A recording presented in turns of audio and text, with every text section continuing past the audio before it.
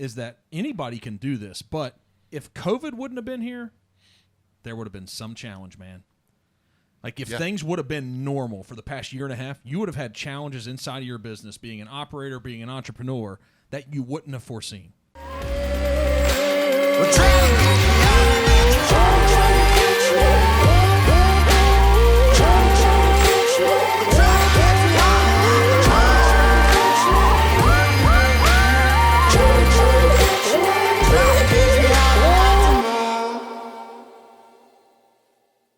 Chris Breeden.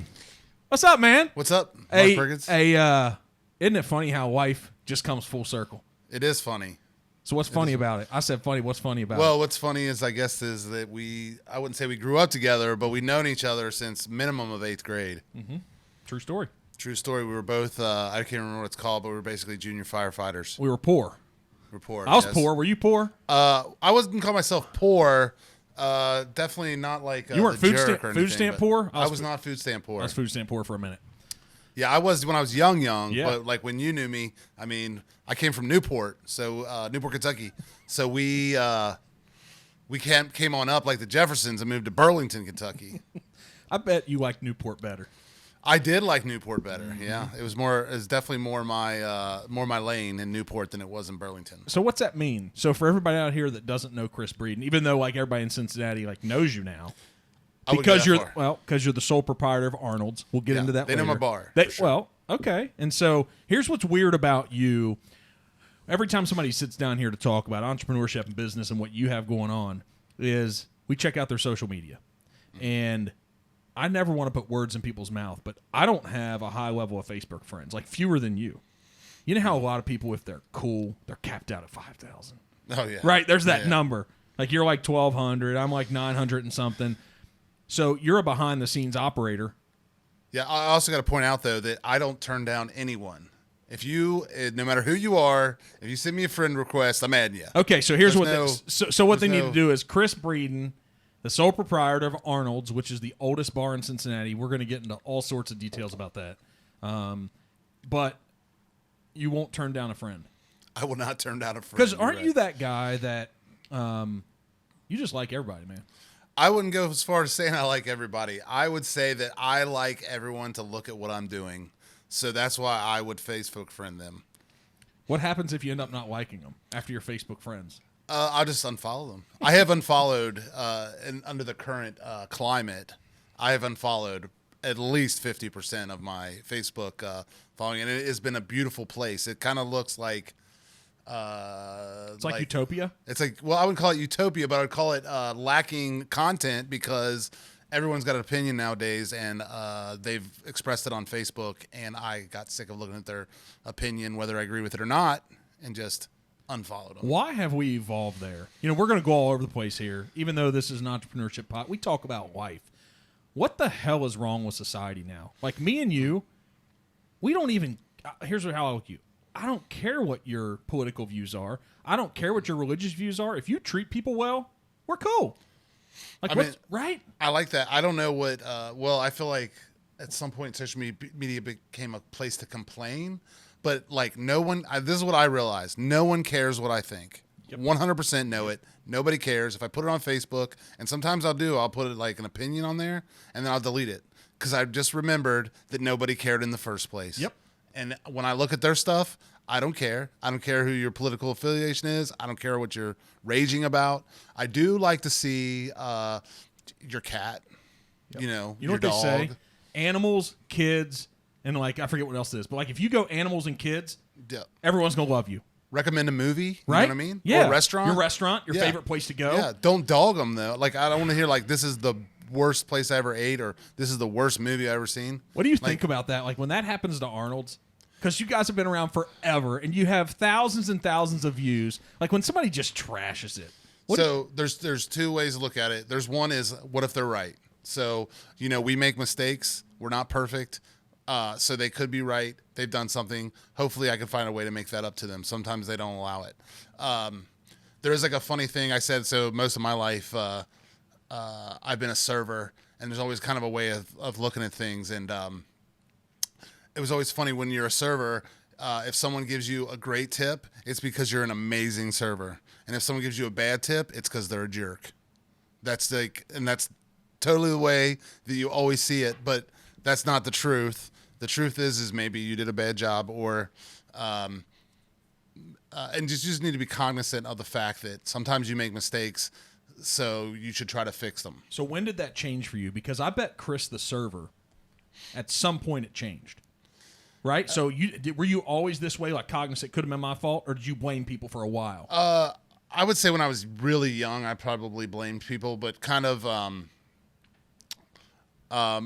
my philosophy would be, even prior to owning Arnold's, was that sometimes I make mistakes and I need to live with them. Kill them with kindness. Try to Kill make it them with up. kindness. Right. Try to make it up. Yeah, there's a challenge, exactly. There's a beautiful challenge of that, like trying to bring them back to your side. Even though now that they've gone to the dark side, try to get in there, talk to them, bring them back to the good side. So I bet you're a guy who really doesn't necessarily care about the specific review. Yeah. But I bet you care, and I don't want to put words in your mouth, we can talk about it. I bet you care about like the experience they had. The review isn't the important part. The important part is how they felt and what the experience was like that led them, whether it's a great review or not so good review. You're like, man, that sucks. Yeah. If someone doesn't like it, you're like, that sucks. Yeah. Like I wanted exactly. So basically when you come to Arnold's, you're coming to my house. Yes. And I want you to have a good time while you're at my house. And it is hurtful when you don't. I promise you that if you come in there, I'm not out to get you and for you to have a horrible time. But sometimes it happens.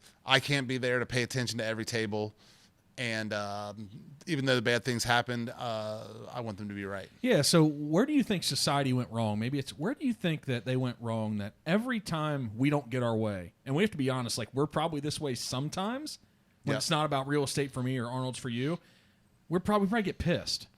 What's wrong with us? Well, first of all, I learned a long time ago that anything that I complain about, I probably do. Right. Like I've realized that, but I don't know where we got to a place that some mistakes people thought that you wanted to hear your complaints, like on social media. So you give everyone a sounding board. It could be our age too. Like I feel like maybe if I went and looked at a 20-year-old's social media, they wouldn't see any of that because they're not old farts. Yep. And just like grumpy and complain about everything. What has happened to us? I'm getting old is it's a blessing and a hard curse. road. It's a hard road. Yeah, it is a blessing and a curse. That's for sure. It's a blessing because of the evolution of the mind. Yes. Right. I would say. I mean, yeah. There's a lot less. I put myself through a lot less stress because I figured out a long time ago all the dumb stuff, or not all of it, because I continue to do lots of dumb things, but most of the dumb things in my life I've quit. So the funny thing is what I've tried to adjust this, because every once in a while people get really pissed at our real estate company, and we sold like 1,200 homes last year. Mm-hmm. It'll be maybe 2,000 this year. Same way, I don't touch all the transactions, our agents do, and they're the ones that end up providing the service and the commitment that really the outcome of what the customer feels and what they think. But sometimes we don't live up to what we should. Yeah. And when that happens, I just wish as a society that we would understand that that wasn't the intent. Yeah. Right? Like, yeah. We didn't want the burger not to be the best burger ever. Yeah. I didn't want the level of service not to live up to what the client wanted inside the real estate transaction. Like, come and have a conversation with us. Yeah. Like, let me show you that we care. Yeah. I just wish as a society that was the first. Well, that's a reasonable thought, and you're thinking reasonably. Sometimes after someone just got screwed over by something, they're not thinking reasonably. Yeah. And maybe if you gave them a week, they wouldn't type that out. Yeah. But in that moment, you're fired up. You got a keyboard in front of you. There you go. So tell us all the special things about Arnold. So with me not being a restaurant and a bar connoisseur, because all I do is just work. Yeah. However, there's carry out for you. There is carry out just for me. saying. Every once in a while I get some time to come into places. But what guys like me know is that it's the oldest bar in Cincinnati. Mm-hmm. There's a ton of character and culture around it. There's some high-profile people inside the city that previously owned it before your family and you. Mm-hmm. And there's all kinds of really unique things happening. So give us all the stuff other than the food's great and all that. Okay. So where it starts. So So Arnold's, I would say, like, Arnold's is kind of Cincinnati's living room. So, me and my wife, we bought it about not 2 years ago, about a year and a half ago at this point. But prior to that, me and my wife had both worked when my mom was the owner, and prior to that, Jim Tarbell owned it. The things that make Arnold special aren't like people. The first thing people rattle off is it's the oldest bar in Cincinnati, but there's something different about Arnold's. It's like a magical place. It's hard to describe. Describe what it means to you. Arnold's, to me, I don't know, is home, but it's not just me. It's like a ton of people. I would say thousands of people at this point. When they come in, they feel at home, and it's really hard to describe. Everything's old. Everything in Arnold's belongs there. If you change something, people freak out. So like we were painting the facade black, it was green, and that is really like some people really are up in arms about that. We didn't have air conditioning there. I want to say 8 years ago. So when we put in air conditioning, people complained about it because it makes it not old anymore. But then I'm like, look, I've got to live my life in this place. It is hot. Like it's like 95 degrees. No one comes in the summer. And I'd have to say the biggest thing about the difference between the people that complained before and after the air conditioning is they started coming in the summer. So that explained it all. And so it worked. What's that? It worked. It worked. Yeah. 100%. Like it's like 100%. I understand that you want to keep it a certain way, but life is life, and we gotta update the AC, which nobody should care about. So it seems like how long did your mom own it? So my mom owned it for 20 years. So it's been now in your family for 21 and a half or 22. Yes. Okay. So it seems like this is cool every time a business owner, I think the reason why you're special, and it probably was passed down from your mom, but you and your wife now, is that, yeah, it's a business. Yeah, you own it, but there's such greater responsibility that you feel on what your purpose, what your job, and what you have to do every day to live up to this thing that the city feels is special, right? I would say yes. We look at ourselves as stewards, so we steward this thing. So we get to pick all the food we sell and all the different liquor and all that stuff, but we don't own it. The city of Cincinnati owns it, and a lot of them feel that way. So Arnold's is kind of like Fountain Square. Like it's a thing that belongs to everyone a little bit. I just have to, fix stuff constantly because the building's super old and falling apart. But it's a beautiful thing for all the people that feel like they own it too, because they don't have to deal with that. They can just come in, eat, and leave. So we're just coming out of this unique time. I'm not even trying to talk about COVID and what you had to go through, because it's like that's probably all you've talked about for the past year and a half. On when you were interviewed, like you too, right? Right, I mean, everybody. Yeah, but here's what I'll say is that here's why I can relate personally to what you've just gone through. You know how everybody tries to say their thing is tough. So you bought, as you sat here and shared it and talked about it, you bought Arnold's right before COVID. Yes. Okay. You didn't see it coming. You had no idea it was going to happen. I started Pivot 3 months before the housing crisis in 2008. Right? Yeah. Sign a lease, go all in, have this big plan, and it all goes to shitting out the window 3 months later. And then for me, for the next 2 years, because I wasn't independently wealthy at all, it was just surviving. Yeah. And the only reason why I stuck with it versus a lot of other people shut down and didn't want any part of it is because I was so committed to this idea of what this Pivot thing should be. Yeah. And what my vision was for running a company and what it could do for people. And so if it would have been about the money, I would have shut the damn thing down. So the past year and a half, touch a little bit on what that's been like. I mean, would you change the what happened? Not at all. Like, I mean, I wish there was no COVID, obviously, but I really feel like probably the last year of my life has provided me with an advantage somewhere or an understanding of things. Right off the bat, I may not have felt as passionately as I do now had I not gone through all that and had to go through it. Like, at one point I had to lay off the entire staff. Hardest thing I've ever done in my life. And that's not an exaggeration. It really was the hardest decision I've ever made in my life. And it was really messed up. writing a letter. I was already prepared for it. I knew it was. I saw it coming. I had already written the letter. As soon as the governor closes down, I sent it out. I said, "Go get unemployment. Do this as fast as you can because there's going to be so many people going after it." So these kind of experiences, though, especially now that I see that it's all going to be okay, or at least I, along with my wife and my mom helped me a lot, have been able to weather the storm, so I know I can make it through almost anything if I got through that. 100%. So here's what, from an entrepreneur perspective, guys like you and me, because I look at us as normal people. Okay, I mean, some people might argue with you. Well, here's what I would say. I mean normal from the perspective of when you really break down human behavior on the things like that we want and that we desire and what makes us happy in life.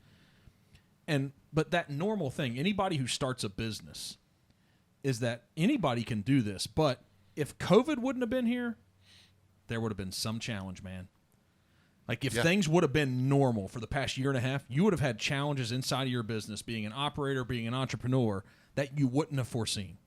And so what COVID does for you is, it makes you thicker, it makes you stronger, it makes you more capable for the next big thing. And that's this thing with entrepreneurship is there's some really cool stuff about it. You get to call the shots. That's my favorite part of it. Isn't it great? Yeah. I mean, it's also the worst part of it. It is. That's what I'm going to talk, right? And so the worst part is that at the end of the day, no matter how bad it gets, you're the one that has to figure it out. Yeah. And if it can't be figured out, you have to do stuff like what you had to do with laying all those people off. It's like I never knew that I'd have to make so many stupid decisions. Like I have to make decision after decision after decision, and I don't mind it at all. I'm happy to be the one doing it.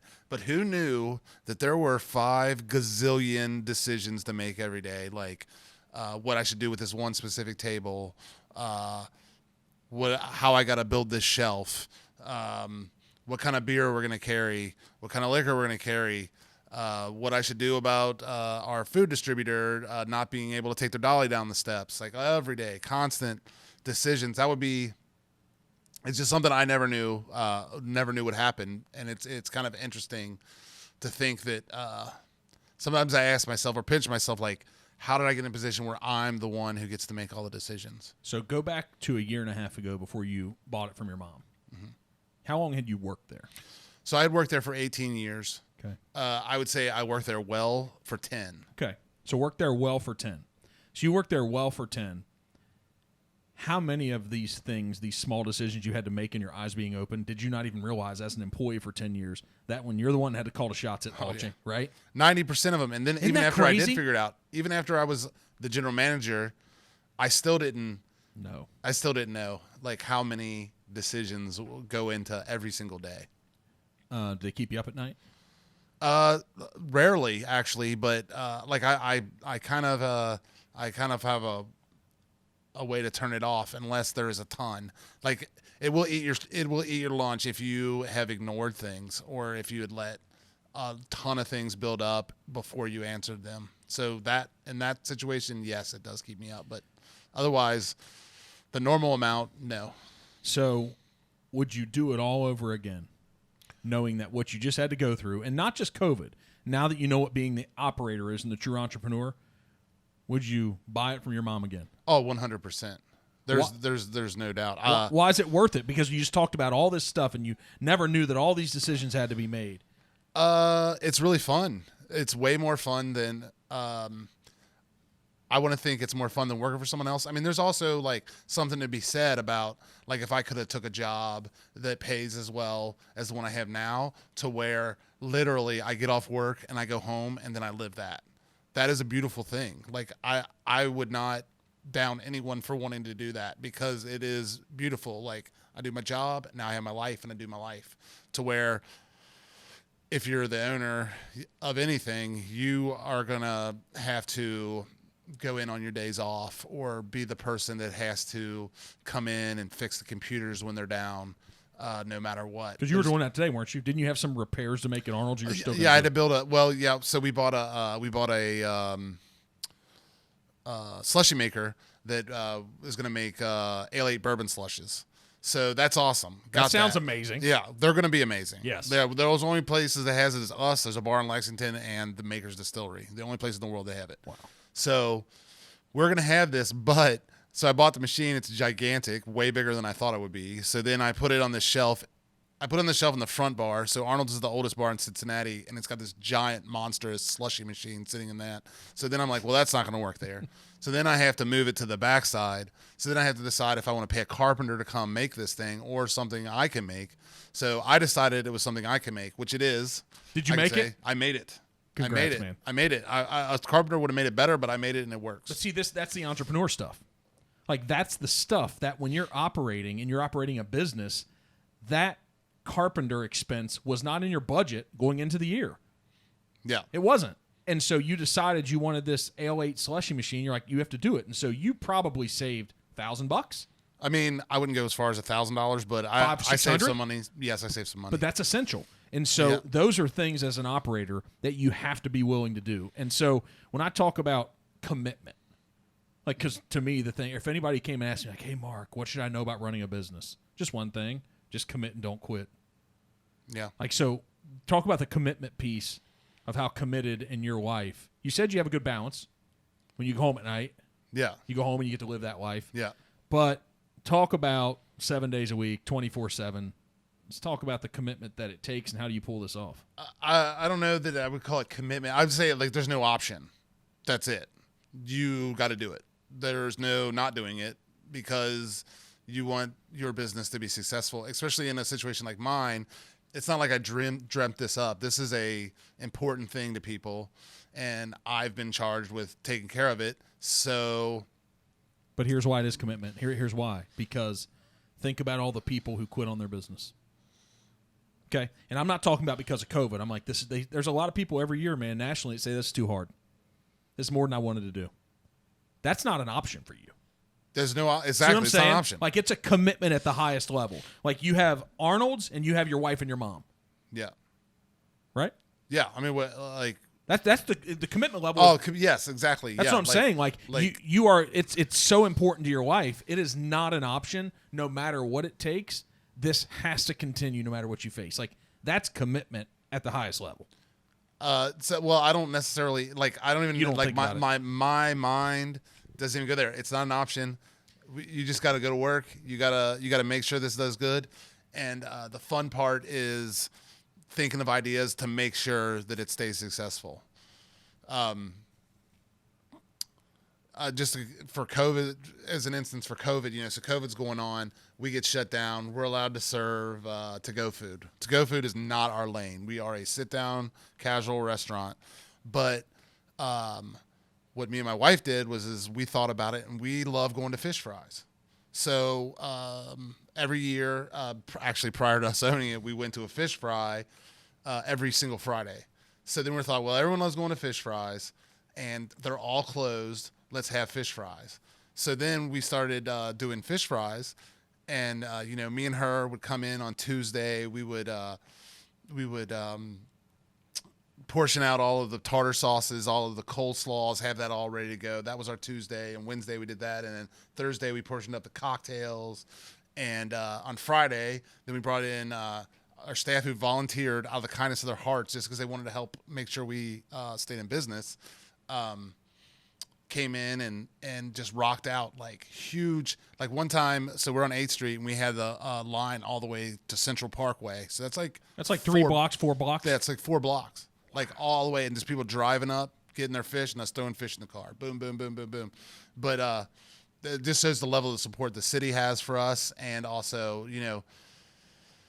like and it's not tooting my own horn at all. It was really smart for us to do that and be open on Fridays only, because other places that were doing carry out every day weren't seeing they were seeing the same amount of business, but they were seeing it over 5 days. Yep. So we were seeing it all in one. We did something special, got everyone in the door in one day, and then closed and we're able to do that with no staff at all. So the thing you talked about your employees, man, like the culture that you have, people use culture a ton, but it has to be special because I think you have a lot of long-term employees.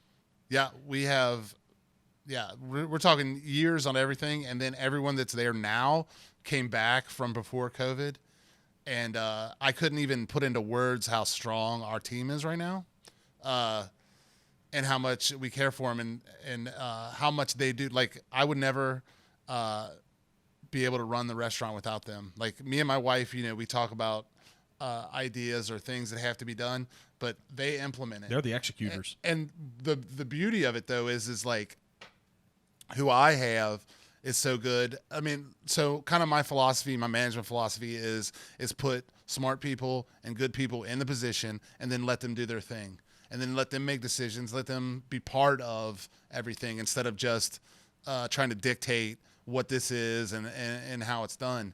And I feel like you get the best out of people that way. And luckily for me, I have an extremely smart, hardworking staff that is running our giant restaurant on a skeleton crew. Yep. It's so talk about, you kind of have like a semi-famous or famous chef now. I would say, yeah. I mean, I wouldn't call her the most famous chef in Cincinnati, but she is up there for sure, and definitely has the most promise to me of becoming really actually a famous chef on TV or something. Why is that? She has the it factor as far as she's a great presence on camera, and also being able to make great food. And it's an odd combination. Like, most people are only going to be good at one or the other.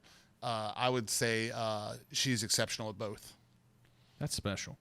How are you lucky enough to find her? So she actually came in when my mom but prior to my mom selling it, she came in there. She wanted, she was the chef at Nation, and she built their burger, the whole thing. She built their whole menu and all that stuff. And she was only like 28 years old. So her and my mom really clicked right off. I think my mom, because my mom would do like 3-hour interviews for any position.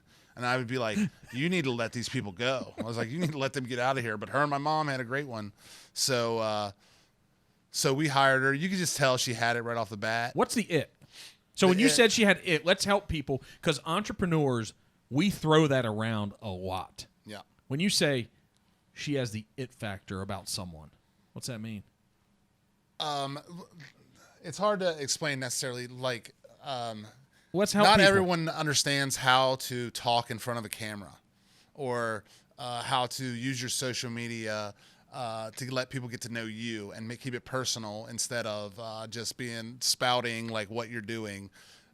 So she has the ability with her social media and with her prowess on camera to make people feel like they know her, and that's a really special skill. And that's the kind of skill the big chefs on TV have. The Guy Fieri and even Martha Stewart to a certain degree. They have that thing that makes you feel like you know them, even though you don't know them at all. So what do you think? So let's talk about the it factor that's not just with restaurants, because it has to be something. So if in the real estate world, I come across like a new agent that we bring on board, and if I walked into our sales manager's office and I'm like, okay, she's got it, man. Yeah. Do you think that we talk the same language? What could be, when you talking about it could be, so yes, I can tell if someone's got it. Yep. So no matter what the thing is. So to help people, from my mind, when I hear that, it's like they have an awareness on who they have to be in every situation. Yeah. That's how I explain it. Yeah. Like when they have the it factor, they know. They are conscious and aware about everything happening around them. Yeah. They know where they have to jump, where they have to jive, where they have to dip. Yeah. Right? And so they are just truly conscious and aware about who they need to be to perform that job, to connect with people that they're working with. Yeah. That's the it. Yeah. And I don't even think I have it, but I can spot someone else with it, because they make me feel that way. And I'm like, they got it, so we need to put them in this, or I need to work with this person in this situation and find a way to harness their power to my benefit. So then is it a way how they make you feel then? It is. Like, well, if someone makes me feel Special. Well, yeah, tell me. It's not even special. It's just like you could just, I don't know. You could just, They're like, hey man, what's happening? I Like, can't great. even put it into words, but I can tell When you- if someone has a quality about them that they can sell things to people. Can it be developed? Can it be trained? No, You disappoint me. I'm sorry. I don't believe it. Sorry, you got a different situation than I got. I got about 15 employees. Yeah, we have a few more than that these days. But I Yeah. started with one. I mean, well, if they all had it, they would all be hosting a podcast right now. I'm just saying. No, you know who's got it? My producer behind the scenes, Mike Yes. Boyd. That's who's I can got tell it. he's got it for yeah. sure. Yeah. Hey, Mike. Hey, get on the mic here real quick. He threw a deuce right When there. when we're talking about it, he's so cool. He makes up for my lack of cool factor. He's got your cool factor. Hey, when we talk about it, you've been around me now for 3 years, but you've consistently been around me for like 6 months. Yep. What do you think the it factor is? What is it? How are you going to describe it? You mean in real estate or just in general? If I saw you and you were a coach, okay, let's say Mike you went to college, played some basketball, now you're in business, but if you were on the floor, like certain coaches were better than others, I bet you saw a coach, you're like, that coach has got it. Yeah. What is that? I think it has something to do with connecting with people. I think about even when Molly came in here to the studio. Molly right? Wellman. Yeah, Molly Wellman. she has it for sure. She has it in spades. Okay. Yeah, like listen, I've never met her in my life, Yep. but the first 5 seconds of me meeting her out in the hallway, I'm like, okay, like she's just that type of person where she's looking you in your eyes. You could tell she cares, but you could tell that she's also about her business as well. And you'll never forget her for the rest of your life. Never forget. I remember the first time I met Molly Wellman. This is way before she ever entered Japs. She was a bartender at a Contemporary Arts Center event I went to. Remembered her. Like all she did, and I don't even drink, and she got me like a Coke. But whatever that was, it was like, oh, I remember like for whatever, just from that one moment of meeting her, whatever her charming personality is, it touched me. All right, so you know what we need to do? You know what our collaboration could be? What's that? The It School. It's school. School of it. Well, I mean, it's just like, hey, because you don't think it can be taught. I have this passion and hope that it can be. I hope that it can be evolved. How about this? I don't feel like teaching it. How about maybe it could be learned, but I don't want to be the one to learn it to you. Why not? And I learn said me that up. Why not? I said Learn that me backwards up. on Learn purpose, me by the up. way. Why not? I like to say learn it. I don't know. I don't want to do it.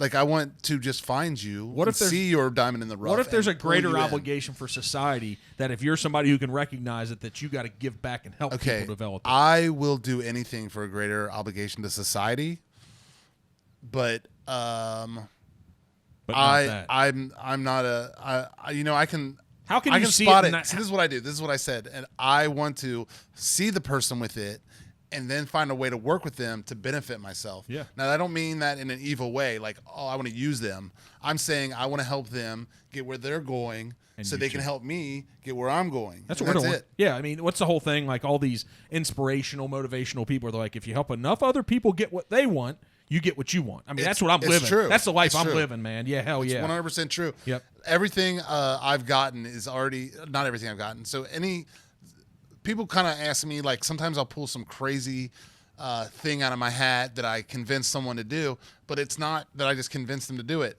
I had led them to that, or I led other people to get them to let me do that because I worked for them before I ever asked them to do anything for me. But isn't this the it factor when you say you don't have it?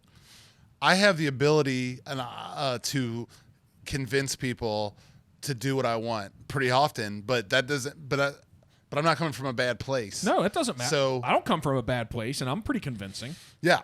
So like, if I really want something, like, and if I don't really want it, I'm not going to bug you with it. Like, if I really want it, that enough that I've came to ask for it, which is another probably good lesson in entrepreneurship, is you don't get anything you don't ask for.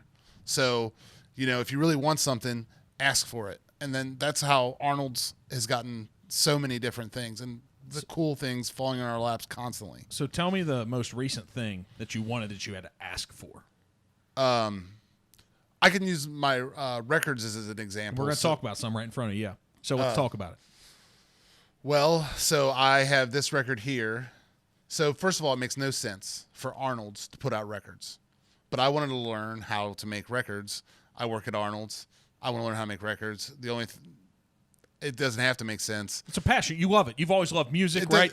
Yeah. We're connected with music, but we wanted to do something cool. So, I got Maker's Mark to sponsor these records. So I convinced the Tillers, who are one of the best bands in the city, to let me have a song to put on a record, because obviously I cannot play an instrument to save my life. But you know when you hear a good one. I do know when I hear a good one, exactly. Huh? And Tillers are definitely good ones. Uh-huh.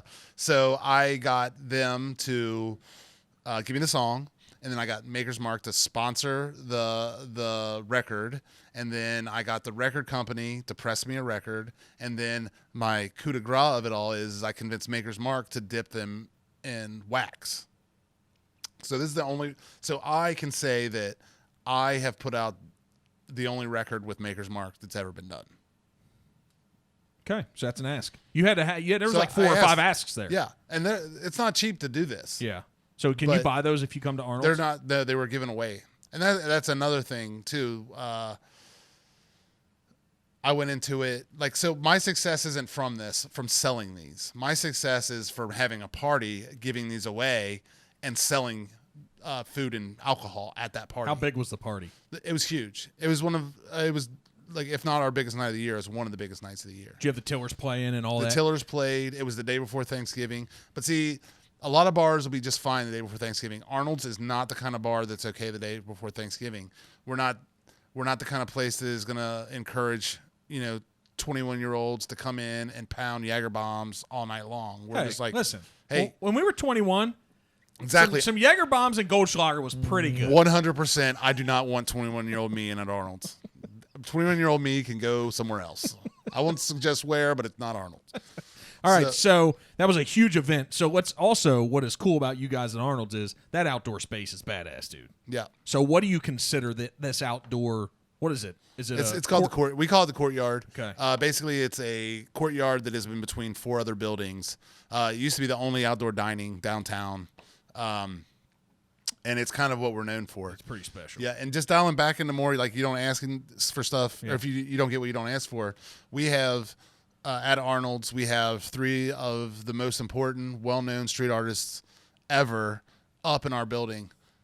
Definitely, I would call it the best place in Cincinnati to see contemporary street art. One of the best restaurant collections in the world, and all very important pieces. We have a piece from Shepard Fairey, we have a piece from JR, we have a piece from Veals, and we even have a piece from Hargo out of Boston. So the way I got all of those is I asked for them. So now Arnold's, my business, has one of the best contemporary collections it could possibly have, and all I did was ask for it. They're in town. I see it. I said, "Hey, I got a wall. You want to come? You want to come do a piece on it?" I mean, I bought them dinner, or I bought them lots of dinners, like the whole time they're in town. But they just did it simply because I asked. And if I wouldn't have asked, I'd have never got it. Okay, let me ask a question here. This is going to lead deeper into this, and I want to talk about some more records here too. So, do you have to have a platform like Arnold's when the ask happens that they want to do it? I would say it's helpful, but I would say it's not necessary. I would say you just need a proven track record. See, my proven track record is what got me this stuff. Now, not necessarily with those street artists, but those street artists didn't care about Arnold's. They're from Paris and Los Angeles and Portugal. They don't care about Arnold's lineage. They care that there was somebody in the town that was welcoming them and saying, "Hey, I love your stuff. Come do something with me." But I'm like, to them in the art world, I'm no one. I'm zero. So they still came and did it. I would say with getting other people to give me things like with the record, with Maker's Mark, participating and stuff, I have a strong track record with Maker's Mark. I have. So you have to do stuff for. So this is actually really the most important thing, I think, is that in entrepreneurship, when you're running a business, when you're building a business, when you're a realtor building a brand, when you have a restaurant, it's important that you do a lot of things for other people first. Yeah, absolutely. Right. Out of the kindness of your heart, 100%, and not expecting any payback at all. But in the future, when you do need something, they won't even hesitate to give it to you. That is an excellent example. Yeah, like when I'm doing this stuff, I'm just doing it out of the kindness of my heart. Like I'll help the liquor rep, whatever they need to do to get like a bonus, we'll just do it for them. Just buy like, it. I'm Buy not going the to extra. argue. I'm not going to argue with you. You don't have to trick me. You don't have to finesse me. Just tell me what you need, and then I'll give you that. And then I got a long track record of that. I need something, they'll give it to me. But I'm not doing that. I'm not doing that because I want them to give me something. I'm doing it because I like them. Yep. I've got to make a connection with them. This is a part of that culture, man. That goes back to why all the employees were willing to come in and help with the fish fry. It speaks to, even after they were laid off for a year, why they all wanted to come back. Like so many wanted to come back. Like that culture. There's certain things that are top down, and there's certain things that are organic up through. And culture in a company is definitely what the leaders out here doing and what they're sharing. It 100% is, man. And so also you find all these providers and all the people you're connected with. Like we have some gin and we have some beer over here. People want to do stuff with you when you're just a sincere and genuine person that just cares, man.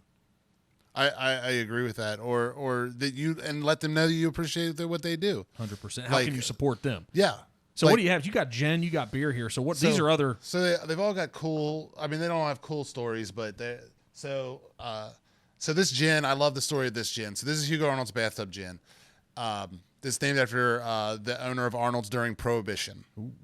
So now I know they weren't selling alcohol during Prohibition, Chris. You would not own such a place. I think Arnold's was probably selling alcohol during Prohibition, but I don't know that for a fact. Okay. But what's really cool about this, though, is there was a guy named Eli Ebersole, and I asked him to design a T-shirt. So basically, Arnold's has like some of the best designers in the city design T-shirts for us because they love Arnold's. And I really don't know how we've been so lucky to have them do so much for us. But anyways, I asked him to design a T-shirt, and he designed this Hugo Arnold's bathtub gin logo, just like off the top of his head. Never had I thought about making a gin or anything like that. But like as soon as he sent me that, Woodstone Creek sent me a thing about gin. So then I'm like, he made this awesome branding, and they want us to make a gin. But see, Woodstone didn't want to make us a new gin. They just wanted to put our labels on their gin. Got it. And I was like, no, we want to make our own gin. This is a new Hugo Arnold's gin, new recipe. This is a huge undertaking, by the way. This took over a year to get them to develop it and then get everything approved by the state of Ohio. So you can get this in liquor stores in Ohio. Wow. And it's pretty cool, but I love the serendipity of it. And that's what drove me the whole time was this young guy, new to the business world, made up this thing for a T-shirt. And then I'm like, oh, look at that. They want to do that. And then it happened. So your creativeness inside, like I bet that's what would you say that's one of your strong attributes, like you're creative? I'd say I'm a creative thinker. I'm not necessarily like, I don't good at creating like you wouldn't have been good at creating the logo. Yes. Okay. But I'm good at herding cats. Yep. So basically, and this is the other things I do in life, like I am able, again, to spot talent, and I'm able to convince that talent to do things for me. But I do it to everyone's benefit. And that's why like a lot of artists that I work with trust me. So the artist that Arnold's works with is crazy and definitely out of our pay grade. And but that's the artistic world. Like right, money and monetary value aren't valued as high there in traditional business, right? Well, am I speaking wrong? So I would say the people, like for instance Keith Neltner, who we work with probably the most, has found a way, always found a way to work with us, and it comes from giving him a good place. So Keith designed this record cover. Okay. So we don't make any money off these records. This is all for publicity. So the only way that I could ever afford to get someone of his prowess. So he's done Braxton's, like all of Braxton's branding.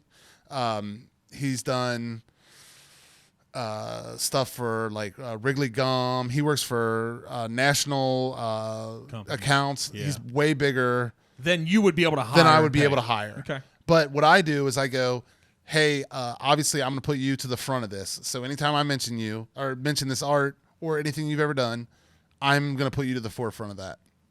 I'm also not going to offer you any critique or he gets direction. He gets complete control. Complete control. Yeah, man. So artistic control and make artistic up what control. You So like he turned our bathtub into this hot rod and made it look like rat fink. I mean, this isn't our lane at all with the look, but it's so good that I just like I don't care. And then this one on this one, he did this like I'll call it mid-century modern style thing, and we put him on this. He also knows that like I'm not messing around. Like I'm putting it on splatter vinyl. I'm getting the case for it. I'm making it look cool, and this is something that we can both be proud of. So is this stuff the things that you were doing with with Maker's Mark and with Neltner and with the gin? Were you doing that stuff as a general manager for your mom, or did the creative juice kick in when you owned it?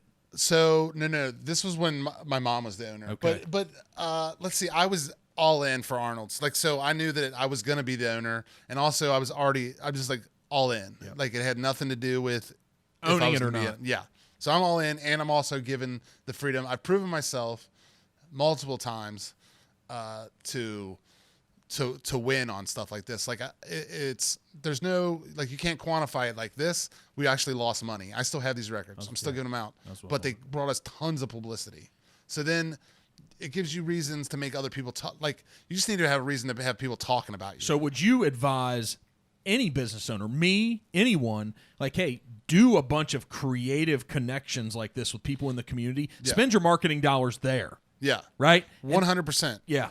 Well, like you could spend your marketing like so I could do print ads or I could do billboards. Making records is a million times more fun. 100%. I've produced a record now, and the cool factor is off the charts for right? me. For me personally, like I have enjoyed. Like this was really hard work, but I enjoyed creating it and making it, and then also I found a way to make money off of it, even though I can't quantify this. It's marketing. You can't get an ROI on it, right? We're going to talk traditional numbers. You can't get a return on investment on that. But increased traffic, people talking about it, everything that's coming, that's making you money. I mean, I was listening. I listened to Molly Wellman's today just to get an idea of what you're going. And you said you had the Weller bottles, or was it Weller or was it New Riff? So we have New Riff here. That's the one you bought a barrel of. Yep. Yeah. See on the back.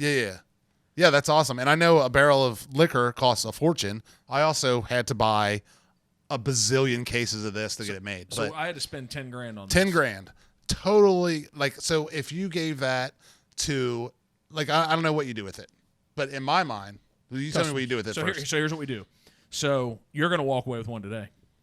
So I'm awesome. You're going to. I don't drink it, but it'll be on my liquor cabinet. 100%, right? Yeah. And so that's what shares. So what we do is, it's not a profit center. We're going to lose money on it because we're officially going to lose money.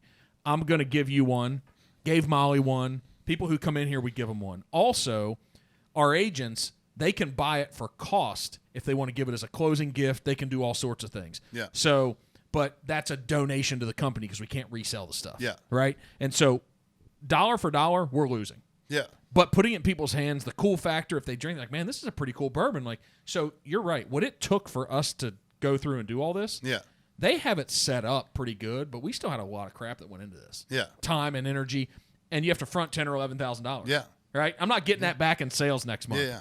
So that's what we're doing with it, connecting with people and giving some of them away. So yeah. And do something cool. You got to pick cool. out a barrel. We loved it. And that's a cool bottle too from New Riff. Yeah. Right? So they do some special stuff.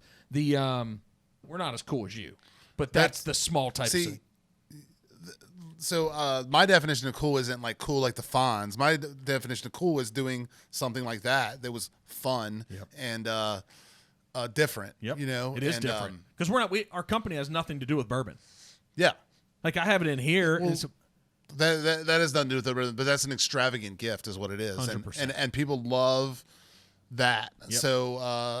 So just for example, no matter what, if I was coming here, I would have brought you something. Yep. You know what I mean? And that does matter. Like we put it on the shelf. People who sit here, people see it on the podcast, and so for business owners, it's important to. Do you think this is thinking outside the box? Like, how could you explain this? The stuff we're talking about.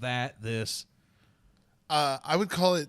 Yes, I would call it thinking out of the box. But what I try to do is I try to think of what I would spend to do something that costs money, like do a commercial. Like we couldn't. Well, first of all, we're not even in that.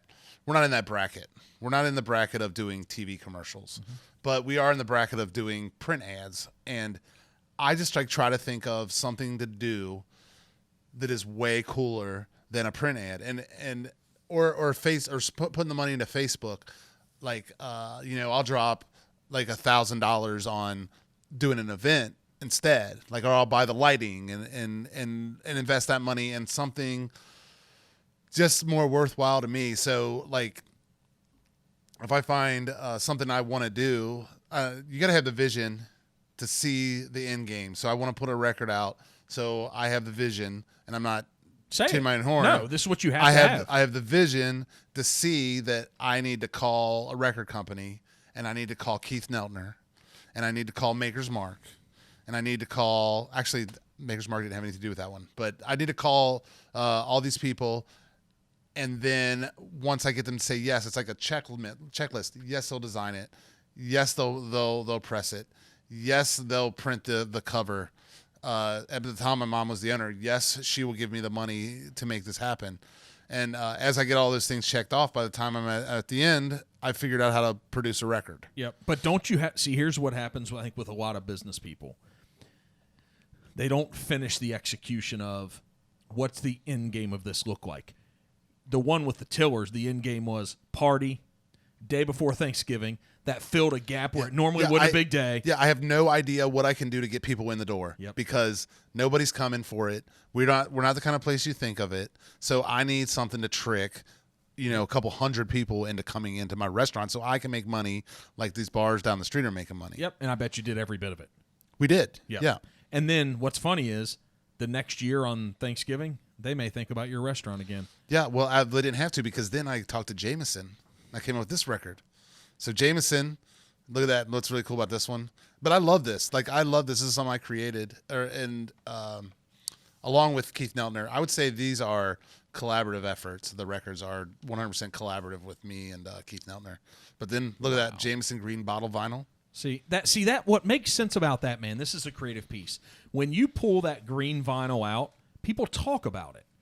And then when somebody talks about it, you get to talk about the story. Jameson comes up, Arnold's comes up, Neltner comes up. Yeah. That's the reason for all these collaborations. Yeah. And if you can get together with people that are associated with your business on collaborations and you can all barter, right, and do it for way less than it would cost, everybody benefits. But it takes a special mindset and understanding to do this.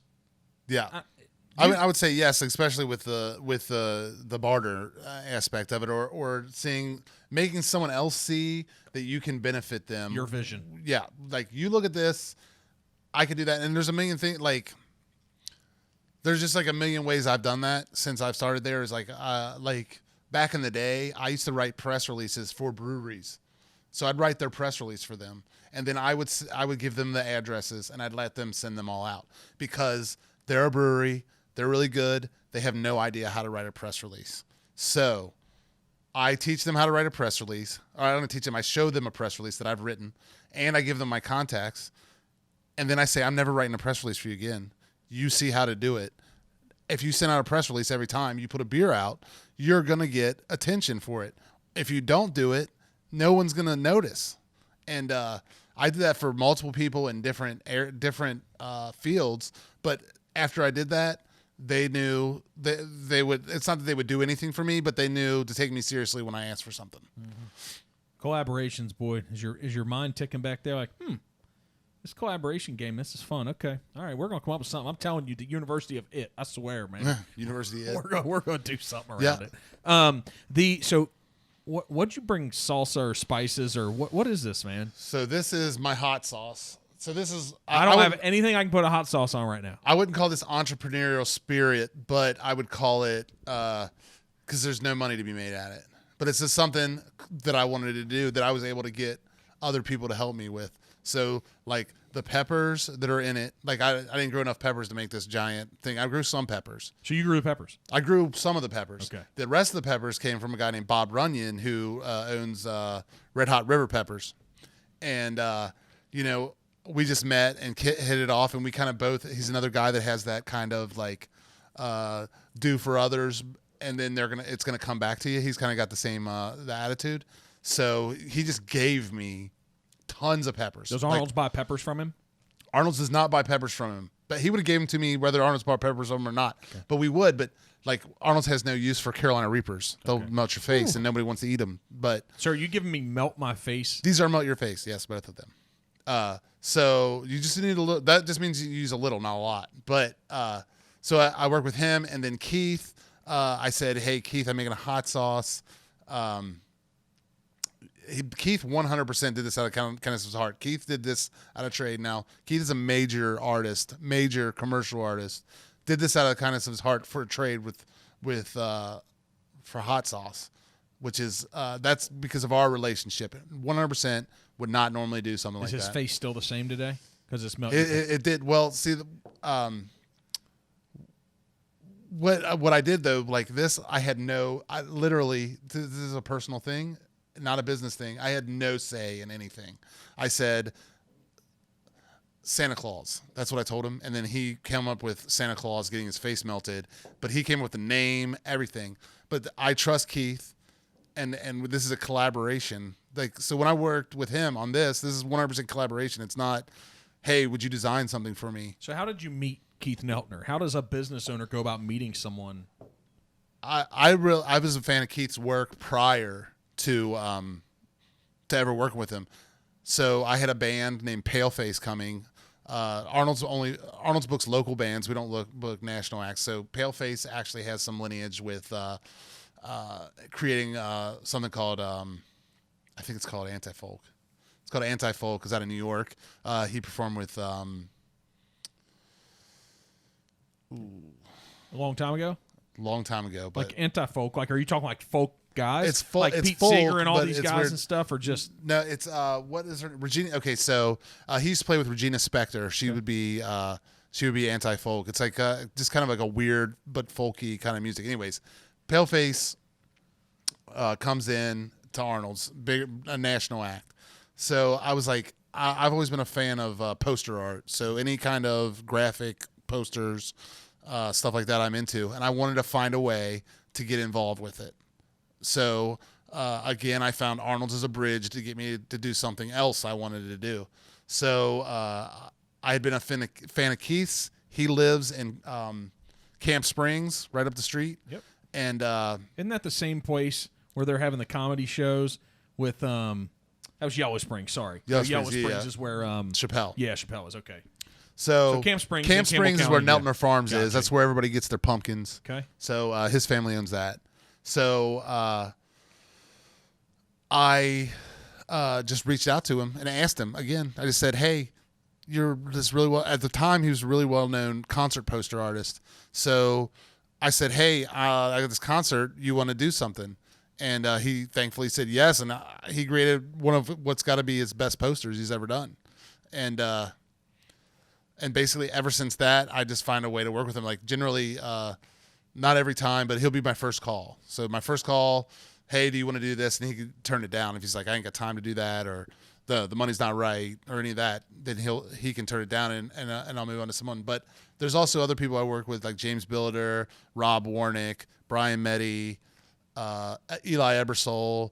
Do they kind of have a format that you know, and you're like, you know what, their look would. They work with this, yeah. They all do have very specific looks, and they all know that I understand a lot about them, and I'm a fan of the art. It's like a real fan. Like some people are fans of sports, which I am too, but I'm a really big fan of art. So I'm a fan of all their work, and I know, like, I'm like, it's time to work with them, or they could do this better than someone else. So, are you passionate? Because you're passionate about art. Yeah. Talking about that. You like sports. Yeah. Are you passionate about Arnold's? It's hard. Like, I'm super passionate about Arnold's. I'm not caught up. I feel like I'm not caught up in growing Arnold's into a gigantic corporation. Yeah. Like I am passionate about keeping Arnold's what it is and finding a way for Arnold's to pay for my life and my family's life. And that's it. So when you first started with your mom, Yeah. seriously 10 years ago. Yeah. Were you passionate then about it? I wanted to be successful. So basically, when I got brought on, so I had just been a server there. I had no management experience, no marketing experience, but I knew that I was going to be good at marketing, and I could kind of see that's where I'm at. So my mom had hired me, and she said, this is your salary, and if you after a year, as long as we've made this much more money, that pays for your salary. So I made that in like 2 months, like just crushed it right off the bat, instantly just showed her. I mean, and sometimes people get, at least back then, maybe they don't even remember now, but I got way more credit than I should have. So Facebook came out at the same time. So Facebook's not coming out, This but is 2008, 2009, 2010. Yeah, about that. Or like maybe even a little bit later. Like Facebook had been out for college kids, but not as a business tool. So I saw how I was going to be able to be using it as a business tool, and that just took off. Like, But here's the thing: when you said that you got credit for it, well, people do deserve credit that recognize opportunities and they execute on them. Absolutely. But also, the greatest marketing tool of our lifetime came out at the same time. The benefit, yes, not everyone could figure out how to manipulate it like I did. Yeah. Well, they saw it, but they didn't understand how to work it. Guess what they didn't do? They didn't freaking take action and go all in. Or figure it out. Right? Yeah, because you can figure it out. That's what you did. Yeah. You figured it out. You can figure it out. Yeah. So you can go on a thing called YouTube or Google. I mean, so I say you figure it out. Yes, you can figure it out. But also, it goes back to the it factor to something that I don't necessarily agree with you on, with that anybody can have it. Like, you have to have that thing that makes you want people to like you. Like, some people want people to like, I'd say I've got a big change in my life when I quit caring if people like me. But at least when I was younger, I always wanted everyone to like me. And then I would try to find out ways to make that happen. So that gave me an edge up on Facebook, because I used that information towards Arnold's and found a way to get tons of people to like it. If you're not that kind of person, you're not going to be good at it. So I had the benefit of the greatest marketing tool of my generation to come out and me be good at it.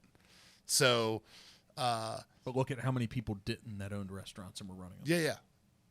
I'm not giving myself credit on that. I'm just saying, and I will say, figure it out. If you want to do it, figure it out. But because here's what I would say, man. If it weren't Facebook, you would have figured something out, because at that point you were committed. You're like, I'm going to do this. Yeah. Right? Absolutely. Your mom gave you the opportunity, and Facebook Absolutely. came along. But if Facebook didn't come along, you would have found a way to leverage an audience and attention above other restaurants. Would you have not? I feel like I would have, but I don't know for a fact. How about this? I would have found something to be successful at. 100%. And so here's where I want to go. Do you think it's more important to find the thing that you're supposed to do in life, that you're supposed to be passionate about, like wait until you find that thing? Or do you just need to choose something and take action, just do it, and then you'll find your passion within? I don't want to feed that to you. I mean, I obviously could tell what your thought is on that, but I would say yes. I think that you should it's a mix of both. You should find what you're best at, or what you have a knack for, and it doesn't matter if you enjoy it or not. Go and use that tack to get you to a place to where you can do something that you are enjoying. But that wasn't necessarily a restaurant for you. Yeah. Like, right? I would have found, like, I think that I could have taken whatever my skill set is to any business. Okay, so you just have to make a decision on one. You just have to make the call. Yeah, absolutely. You have to make a call. The earlier you can make a call in your life, the better, because then you are working towards that goal. Mm-hmm. But I think the earlier that you start, probably the more failure you're going to have, because we didn't have enough. We didn't have the earlier you start, you don't have as much experience to fail on somebody else's dime. Like when you're failing as an employee or you're failing as a manager somewhere and you're learning, the buck doesn't stop with you, because when you own the business and you fail, that money's coming out of your pocket. Yeah. So you're looking at it from an entrepreneurial perspective. Yeah. I'm just saying, like, you don't have to own, like, if you're into comic books. You don't need to own the comic book store when you're young, but you should be working you should be working there. You should be learning about comic books. But can you say the same there. thing about food? Like, it wasn't about food for you, right? Well, I don't know if it. Well, let's see. My mom was a server my whole life, and then an owner, and then I worked at restaurants my whole life. And then if I got away, I would define if I was defining myself as a career that I've had, like kind of people. A career I can relate myself to is serving. So, I'm forever a server. So how do we help people decide whether to start out being a server, like you and your mom did, or start out being a realtor like I was? I mean, because I'm going to go somewhere, even if you answer it in a different way, I'm going to go somewhere because I want to help people. So I would say if you are into food, then you should go work at a restaurant. If you plan on owning a restaurant, you should be understanding everything you can about it as soon as possible. So if you think you're 20 and you think you love restaurants and you want to own one, go get a job at a restaurant immediately. And that would be for anything. If you want to own your own comic book store, if you want to own your own, any kind of store or anything, start as soon as possible with that goal. Now you're going to change your mind probably. See, that's the thing. So when's it okay is the problem. So break this down for me. So when I was 25, getting ready to turn 26, yeah, I had helped grow a national retail company. I traveled the roads for years. Yeah. Training managers, had all this experience. I wasn't even interested in real estate. It was nowhere on my radar. Nowhere. I lived in an apartment. I didn't even own a piece of real estate. And I'm at a night class at Thomas More College, trying to get the credits, trying to get that degree because everybody tells us we have to. Yeah. And the professor looks at me and says, "Hey, Mark, like, you should be in commission sales." And I'm like, "Huh, commission sales?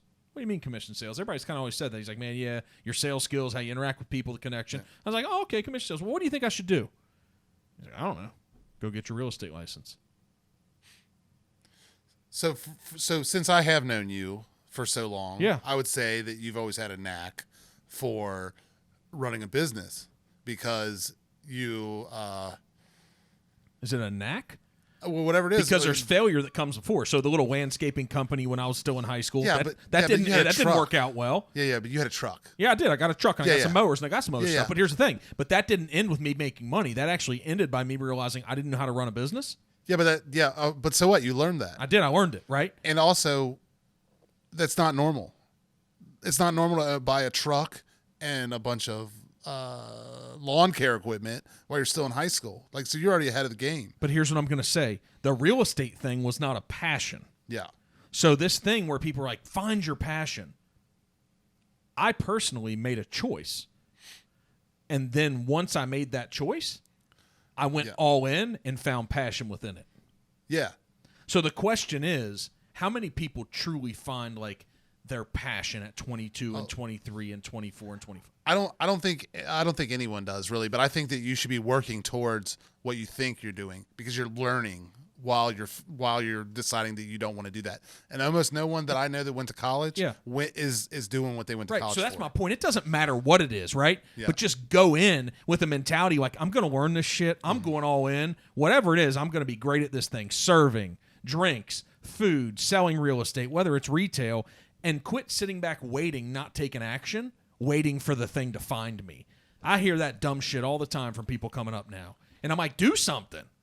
Yeah. Like, take action, and that might not be the thing you end up doing, but you'll learn so much from going all in, the experiences, the failure. Yeah. And you'll end up becoming good at something. Yeah. And then you can find passion within it. I just get so tired of really successful people in the business world telling everybody to find your passion. I'm like, I found my passion through action. Yeah. Maybe it should be have passion. That's for whatever you're doing. Whatever it is. Yeah. Right? Because this thing, like, well, you have to be, you got to find your passion so you're happy. It's like, guys, if I kept waiting and didn't do anything, I might end up with some miserable ass 9-to-5 job. I mean, yeah, 100% I'm not doing what I like if it was up to me, I would be making zillions of dollars being owning an art gallery. But that's not, I mean, also that's not hitting my goal for like my lifestyle. You know what I mean? So That's not going to happen for me. On your level of happy right now, Yeah. at 42, Yeah. 0 to 10. 0 to 10? 0 to 10 on level of happy right now, and then I'm going to ask you a couldn't- different way.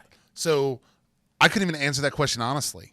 Like I've already thought like 50 different things in my head of like how you want to present that, who's going to look at it. Like I couldn't even answer that. 0 to 10. How about this? I'm a happy person, and I make effort at being a happy person. I think, yeah.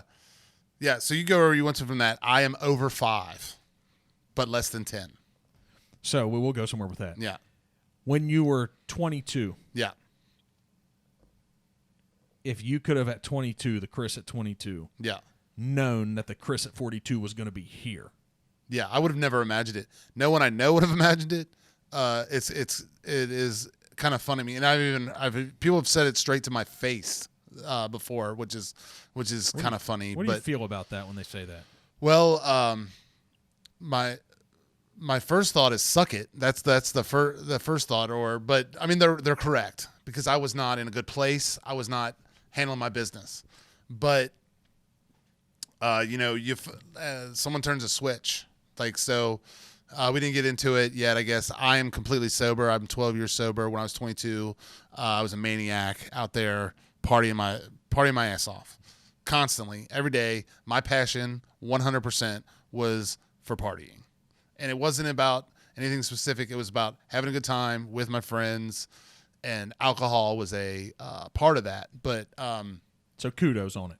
thank you. So you know what I tell people, though? I tell them, because we all know people who still have a problem with alcohol and drugs. Yeah. We do. Multiple. Right? A ton of people. Yeah. And so, but kudos to you if you've realized, like, this life is better for you. What? Like I couldn't even compare it. It's so much better for me. That's it. And Like- so, with the people that we care about that are still having problems, I just try not to judge them. And I sit and say, man, I care for you. Like, it seems like there's a better life you can be living. But, like, if there's anything I can do between right now when you figure that out, like, I'm here for you. Yeah, like generally what I'll do is I'll if there's somebody that I think has a problem, or first of all, I hardly come up to approach people, but if there was someone I knew had a problem, I kind of just I have more people approach me with, I know someone that has a problem, what should I do? And every situation's different, but you got to let someone do them. Yeah, Like, what do you do? don't- If it's your top 5 or 6 people in your network and they have a problem and you really care about them and you've been around them for years and you've seen it, what do you do? You have to let them know that you're not going to put up with their crap. That you're not going to watch them wither away into nothing, and to come call you when they're ready to get their act together. And that's basically it. It's different for different people. Obviously, if you're talking about someone's son or someone's husband or wife, Yeah. you can't do that. But the best advice that I give is, don't put up with, don't let them mess your life up. How'd you come out of it yourself? I And why'd you even realize you wanted to? okay, ask me that again so I can. Okay, so here's so you said that you have been sober now for 10 or 12 years. Yeah. Right? And we were talking about the advice that we would give to others. And some people, your advice is like, hey, when you're ready, I'm not putting up your shit, but when you're ready, I'm here. Yeah. And what just triggered my mind is like, well, who was there for you doing that, and what made you want to come out of it? So I would say there's multiple levels of it. The main thing I always say is I turned 30, and it's like I had the opposite of a midlife crisis. I said, I'm 30 years old, and in my mind that was old. So I'm like, I'm old, and I need to stop acting like I'm 21 because I can't be 21 my whole life. And my mom had suggested that I had go to a week-long rehab. So I was just like, I don't know what I'm doing anymore. I need someone to tell me what to do because I need to get this fixed. So I basically gave myself over to listening to what other people said, which is something that was really difficult for me because I always thought I knew best. I was wrong.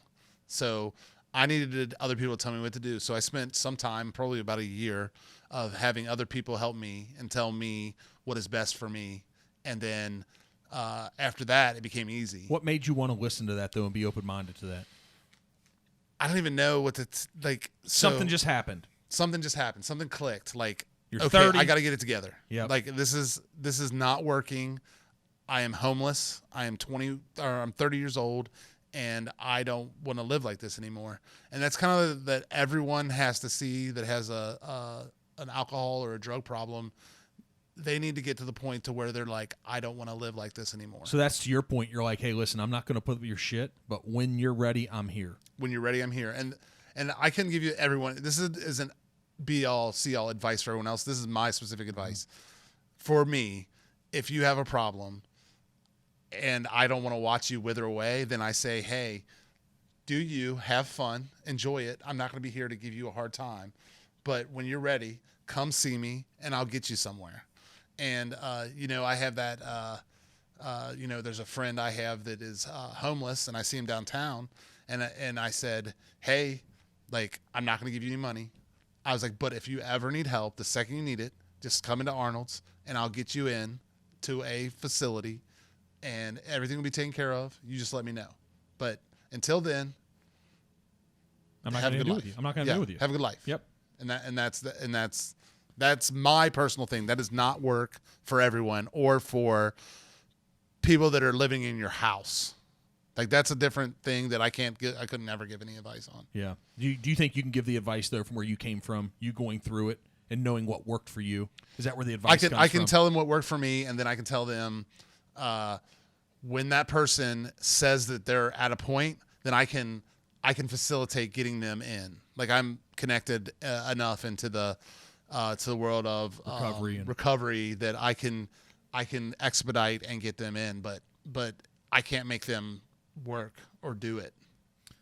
So all that experience that you had prior to 30. Yeah. Does all that experience, good, bad, whatever we can call it now because you got through it, yeah. right? Did that help your development to become the owner, the manager, the leader today? Like I'd say what does it put you in a place where, because it probably causes great humility in that you're less judgmental, you're more supportive, it might make you more caring. I would say one thing I learned from that is that I don't know everything. Like that's what I try to, and that could come with my age that clicked into like other people know way more than I do. Like, and I need to accept that. So when I think I'm 100% right for sure on something, and then I'm wrong, or when I think I'm 100% right, sure, I've been wrong so many times that I've come to the conclusion that I need to stay open-minded and be more fluid to the possibility that someone else might have a much better understanding and idea than I do. I think that comes with maturity and age too, man. Yeah. Because guys like us at 25, we would have known we were right. Oh, yeah. Right? And nobody's going to tell us. Yeah. So then if that's your perspective, then how do you make decisions then as a business owner? Because at the end of the day, you have to make the decisions. So first of all, basically anytime I do anything, the first person I run it by is my wife. She talks about it like, so she's not necessarily involved in the day-to-day management, but she's half owner, 100%. And she has an upper level understanding of what happens at Arnold's and what Arnold's needs to be. So that's my first sounding board. Boom, hit her. And then I have my entire staff who like my bar manager, Mario, I might be like, hey, I want to do this with liquor. And then he'd be like, that's not going to work. That's stupid. And then I'll just believe him because he is the expert at my restaurant at a bar or at the bar. And then I've got Rebecca, my manager on the floor, probably soon to be general manager. Congrats, Rebecca. Yes. She's on the floor, so she's on the floor. So why am I going to be telling her like what she needs to do with a hosting situation? Like obviously, and this is I feel like is a problem a lot of people that own businesses have, is they think that they could know the best part about everything. And it's not true. Like Rebecca holds down the seating situation. So Rebecca, hold that down. And sometimes I'll jump in there, but you hold that down. And when I go to Kayla, who runs the kitchen, I'm not like, I want this to be on the menu. I wanted the best from her. So I want her to be involved with the choices that are made back there. So basically the biggest thing I've learned as maybe getting older or running business is trust other people and involve them in the decision-making process so that their heart's in it. And once their heart's in it, you want someone that, like, it's really hard to find someone that will work like you when you're not around. There's no one's going to do it. You're the owner. But there's people that naturally are compelled to care. And that's the hardest thing to find, is the people that care. So my thought is I hire people, or I move, once I spot that you care, I move you in a position of leadership because you're going to do more than caring is more important than smarts, than knowledge, than anything. Like, so how do you spot that? Let's help people a little bit. It's just when people are doing things that go above and beyond, like you just like, or when it hurts them, you can see that they're bothered. So why do you know Rebecca cares? So Rebecca, it's hard to be when I'm put on a spot to put that directly, but like Rebecca might, become like if we got a bad review, Rebecca would be bothered by it. Like, honestly, inside bothered by it, not just like, that sucks. Like, that sucks, and I'm moving on. Like, now, see, but someone that is new there, that is just a brand new server, they're not emotionally invested. But Rebecca's emotionally invested, Kayla's emotionally invested, Mario's emotionally invested, and then point that out. Beyond that, we have, bartenders and servers that have worked there for 10 years, and they're emotionally invested. And that's the most important part of the job, is finding people that care about your business like you do, or even if it's only a portion, just like, as long as they care about the business like it's their place. Did you have any part in the development of them caring, or was that already who they were? I'm not sure. I wouldn't be able to put that on there. I would say that's who they are, because it is so rare. It's like, for every 10 people, like, they might love your business, but they don't care in that way. Like, when they're leaving, they're not thinking about you or what's happening at Arnold's. So, do we just have to chalk it up to hope we find more of them? Is there anything? What can Mark do to develop people that care? So I wouldn't say it's necessarily develop, but you find someone care, you take care of them, and you make sure that they don't leave. And it's not that you make sure they don't leave, but you try your best to keep them around. You respect them. Yeah, you respect them, man. You take their opinions. Yep, you care. And you pay them. What happens if their opinions are wrong? What if you take their opinion and it's wrong? What if I took their opinion and it's wrong? Well, I don't necessarily think. I mean, I might shove it in their face once for fun, but other than that, like, you just chalk it up. Like, I'm wrong all the time. Like, there's, it's not like, I like just to remind people that in my line of work, it's not brain surgery or heart surgery. Like, if you make a mistake, nobody died. Like, you might have ruined their day, but no one dies. So if someone makes a mistake under me, I generally can find a way to quickly get beyond it. Like, if you dwell on it, then you're a jerk, basically, and no one's going to work for you. Nobody likes jerks. Yeah. So, what's it take to be a very successful bar and restaurant owner? So I'm sitting here as like a 25-year-old kid. I've got the it factor. Okay. You got the it factor. What does it take to become? I'm like, Chris, I got a dream to open a bar. I bought a bar about a year ago. So once I become that successful restaurant bar owner you're talking about, then I will let you know. But you've seen it. You worked for your mom. I did work for 10 my years. mom. And then now you're doing this. And I'm just going to tell you, man, like, this thing that you have. So I'm not going to self-proclaim like you like those, they go up and down. Yeah. I'm not going to self-proclaim my abilities and attributes and all that. But let's just say I know more today, even though I've known you for all these years, that Arnold's is in good hands. Okay? Yeah. It just is.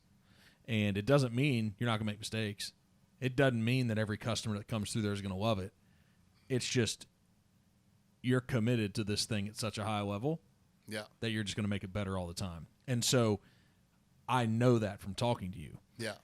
And so whatever that thing is, I know that talking to you, you do have something that you approach it with every day that to be successful you have to have. So what are those things, man? 25 years old, it's like I'm going to do this, Chris. I'm going to spend all my money. My parents are giving me some money. I'm going to go do it. Like, hey, man, tell me what I need to do. Tell me what I'm looking at. So most everything I've learned about that stuff, I've learned from my mom. So my mom's, again, you don't have any option to fail because you're going to be a success. And if you do fail, whatever you do next is going to be success because you learn from that until you're a success. Like, you're just going to fail over and over. But if you have the right attitude, it's fun the whole way. Even though you're failing, it's fun figuring that part out, figuring out new thing, the next thing that's going to get you where you need to go, which is probably not going to be what you thought it was in the first place. Throw the business plan out the window. Throw the business plan out the window. So personally, it's going to burn itself up. You don't even have one. Tell me. I mean, I don't have any sort of business plan. I like to hear that. Like when that's the business plan. You're like, I'm going to do it until it happens. I can't tell you when, but is that what you're saying? I'm just going to win. Yeah, we're just going to win. Yeah, I'm going to figure like the part that I don't know about. I'm going to figure that part out. But to get to a win, how many L's do you take, man?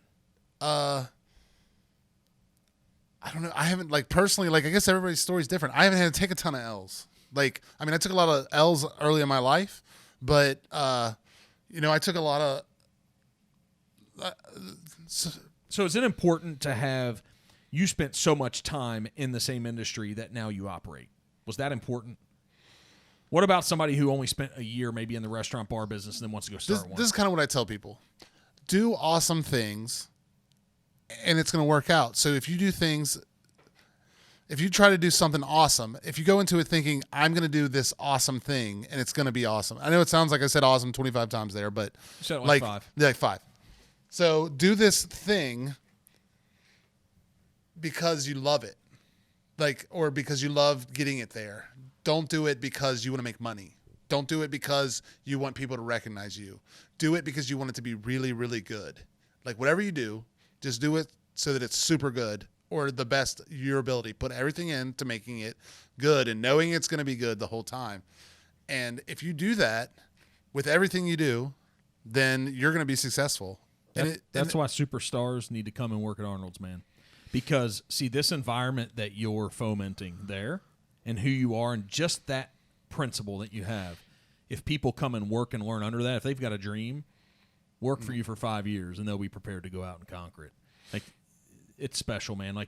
If somebody's going to go work at a bar, like Molly was amazing at Japs, right? Yeah. Like this, if you want to come work at a restaurant and a bar, you've got something special. When what I think, if somebody thinks they have this entrepreneurial spirit inside, imagine that they're like a wagon.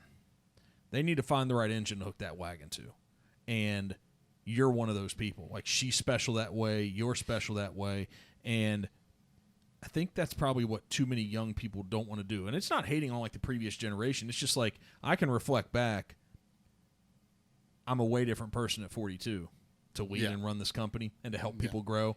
I couldn't have done this at 25 and 26 the same way, man. Yeah. And so I started Pivot at 28. I learned in those 2.5 years of real estate, I learned priceless things that if I would have started the business then, I would have gone through all my money and failed and not known how to fix it. Yeah. And so people need to come and study and learn and tutor underneath people like you. Well, again, I feel like I'm not just being humble here. I'm new to that. I'm new to being the entrepreneur in this situation. But you said it's about doing just awesome things, with people that work under me, this is what my hope is for them, that they become the best at whatever they're doing or want to be ever. So I don't want them to be stuck with me. Even if they're great, they're the greatest employee, I'm going to do whatever I can to move them forward. To make them better. So to make them better. And I know it means they'll go away and then I'll have to find a new person. It's a huge hassle. But if I'm coming out with the attitude of I want the best for that person, then I'm going to try to teach them the things that are required to get them to where they want to go. The best entrepreneurs, man, are people who weren't set out to be entrepreneurs. That's what's really weird. I didn't want to start this real estate company. Mm-hmm. I didn't. I was at the largest real estate company in town, and it just wasn't a good experience with a couple people that were high up in leadership, and I didn't want to work for that company anymore. And so what I looked around the marketplace was I said, okay, well, none of the companies live up to this thing that I want to work at. So I had to go create. It wasn't about making money. It wasn't about like margin. It wasn't about top line revenue. And so that's probably the best entrepreneur. So if you think you have a passion, if you think there's something you like, go work under people like you. Work under people like Molly, right? Work under people like Albert Fetters, a guy who owns Fetters Construction locally. There's special entrepreneurs that you can learn under, and that type of experience is priceless. And guess what they get to do? They get to get paid while they learn. You only get paid when you earn now. That's true. Yeah. Right? Like, it stops with you. So what should everybody ask Chris Breeden? Like, I'm just sitting here, man, and I knew that Chris Breeden from 18 and 8th grade and all that stuff. Here's what I've learned. I think 10 years ago I might have been the guy that said to you, oh, man, you did that?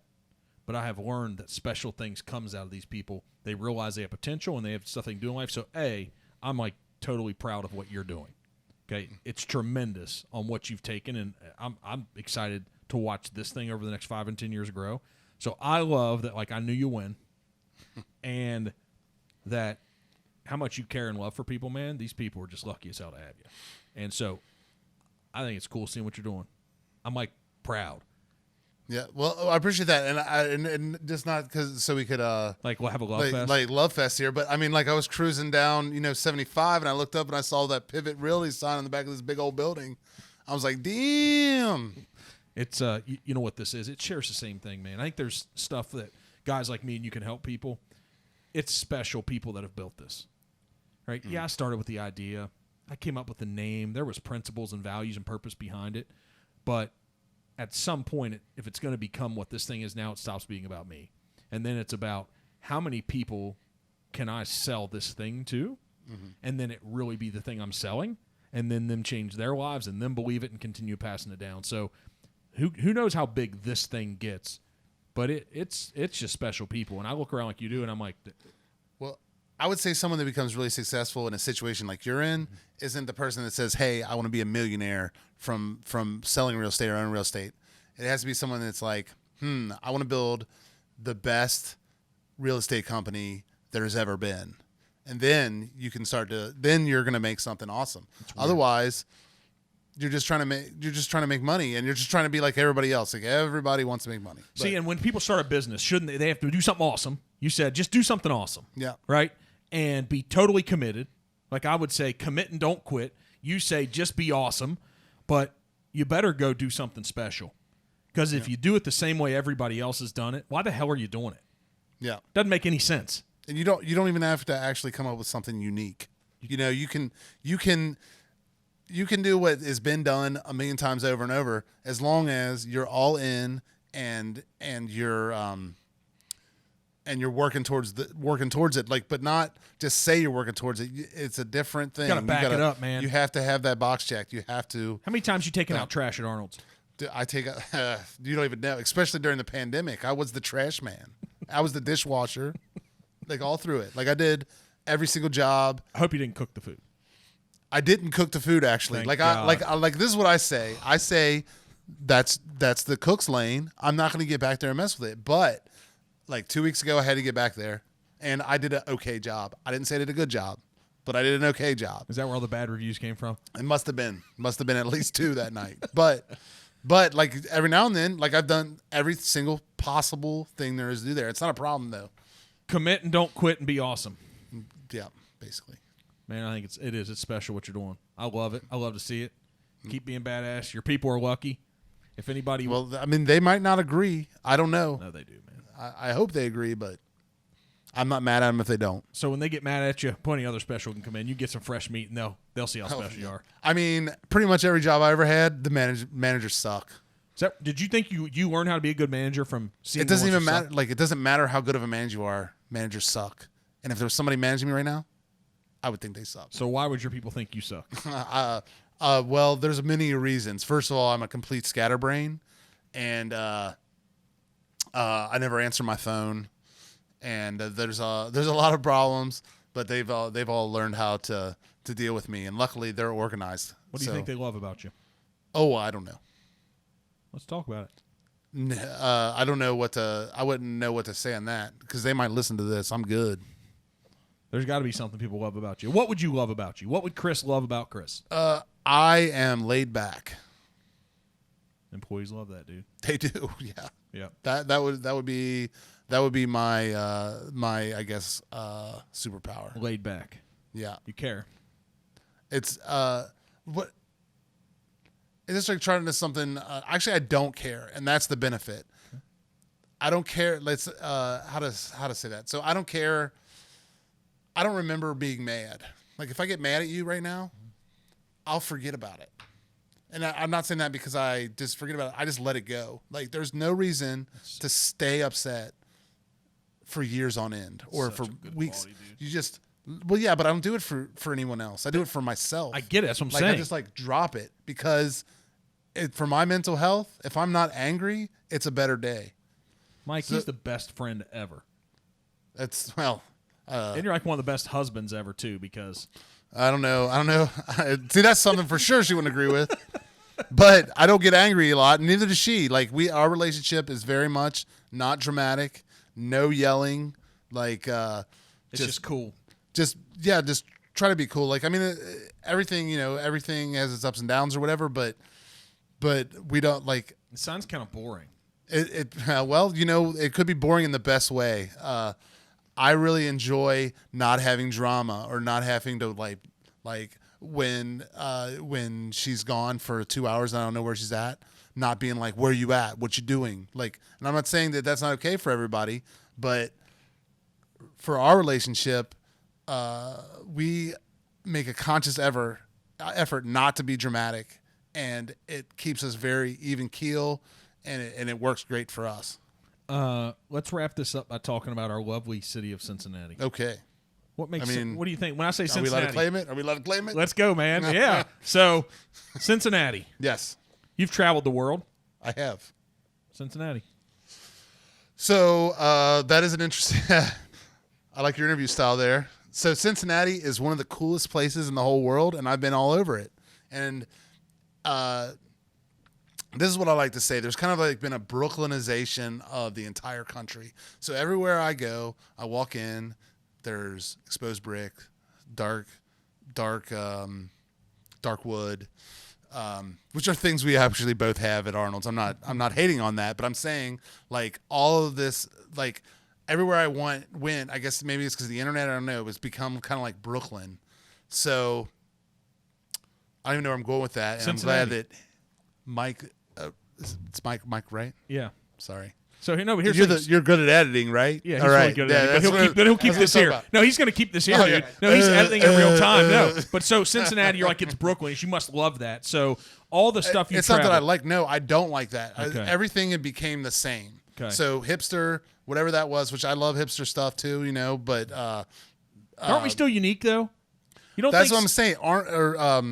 is Cincinnati has got its own lane. It's like a cool, unique spot, and the restaurant, like the amount of good dining, like is impeccable for the size of the city. Yeah. So we don't have the most great restaurants and bars, but we're up there for the most of those in a small area. And that's anywhere I've been in the whole country. I've been to 47 states. I've been to lots of countries. In Cincinnati, there's something special. It's brewing, and then that's why all the travel sites and stuff can see that. But here's what we need to say, because a guy who comes in your establishment, Emilio, doesn't he come in? Emilio does come in Yep. So from time to time. So he actually said in Vogue a few weeks ago, he talked about how special Cincinnati is. Yeah. Because he lives here now, I think.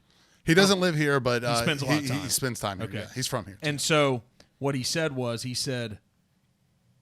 don't move here, just come visit. Yeah. Right? Yeah. Because it's like, don't come interrupt our thing. Don't make it crazy and big like New York City and what's happening to Austin, Texas. I was in Texas last week.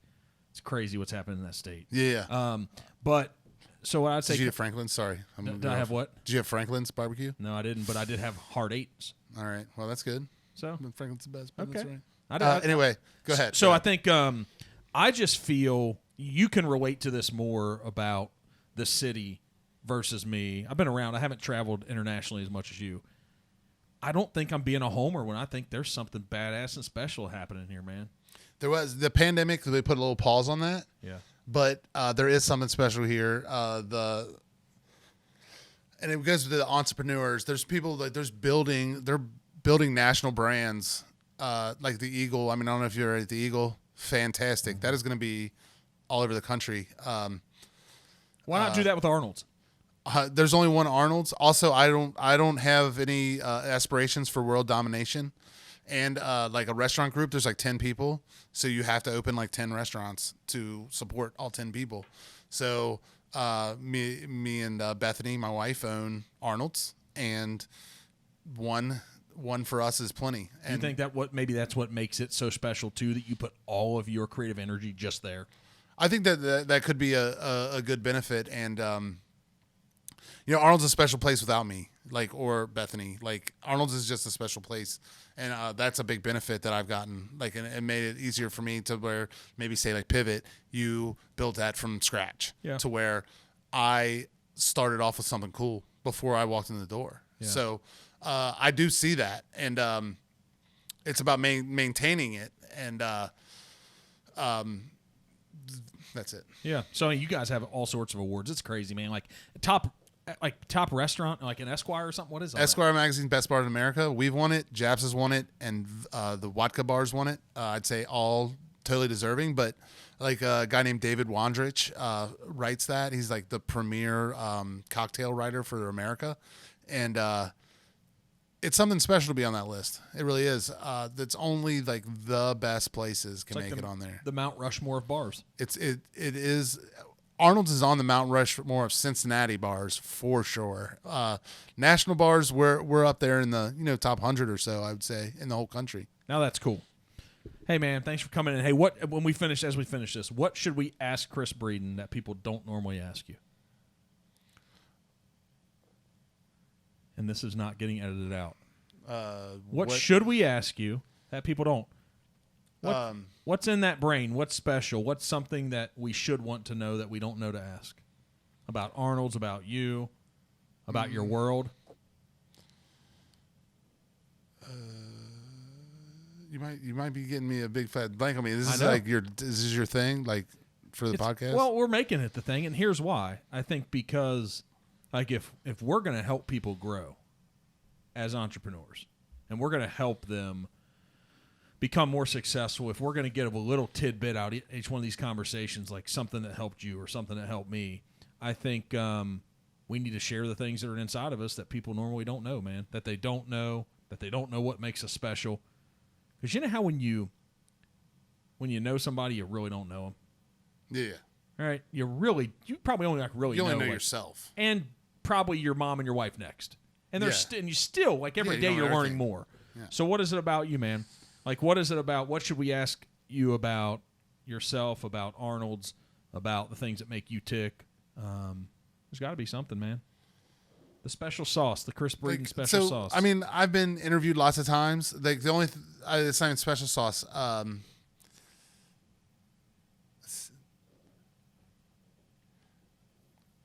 See, we're helping him. You're killing me. I don't even know what to say. No, but this is good. I've been this is it. Talking for forever. You've been on like all the top radio stations. Yeah, but I've been talking on to you forever today, and then I still it's hard for me to come up with it. No, but it's things that if somebody asked me that question on the spot, I'd have a hard time answering it too. See, I feel like if you could look like for advice from me, then maybe that's what it was. But I think I've already gone over it. Yeah, you've gone over that. But see, but people talk about and have these conversations all the time, right? And so, what don't we ever get to know? There's got to be things that we don't ever get to know, man. So anyone that knows me is on my Facebook feed. As I love hip hop, but I still consider myself hip hop as if I was still that 21-year-old kid. I don't know if that would be maybe keep it youthful or whatever, but why hip hop? I just love it. I don't know, like when I You're listen a to hip hop man, music, aren't you? I love Wu-Tang, obviously. But see, the only reason I love Wu-Tang is because it's become the acceptable thing to love your entire life. Like that group, everyone can accept it. You're like, I love Wu-Tang. They're like, okay, that's acceptable. So here's what it is. But I love like Master P. Yeah, and that's not acceptable. Master P's terrible. But you said love your whole life. Yeah. So stick with it. Love your whole life. I've never heard that, man. What do you mean? You said, well, just to love your whole life, like the thing that was acceptable. Like it was acceptable to like Wu-Tang, but not to like Master P.